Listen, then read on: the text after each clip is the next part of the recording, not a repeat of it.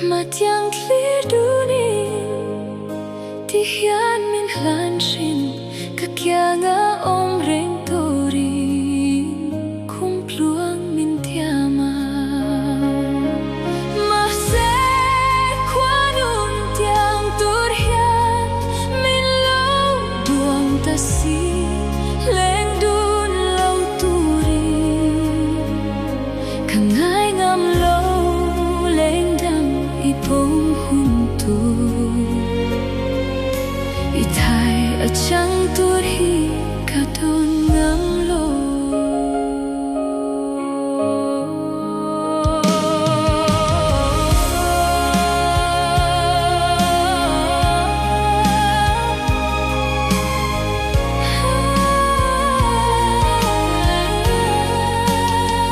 Hinte nang ne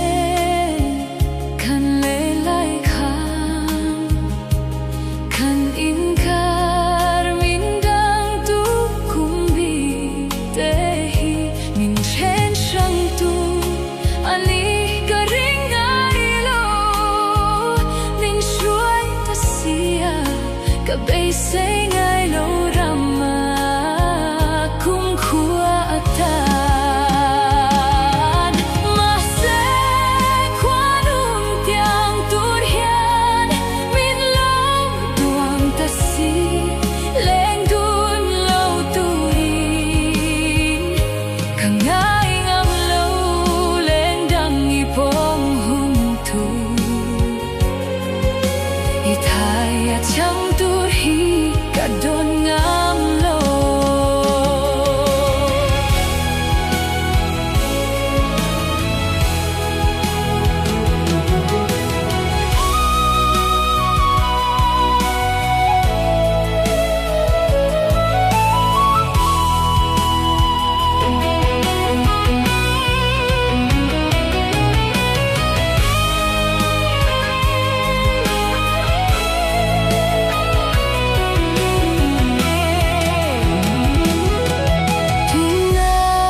Chuanin kang le natlang alo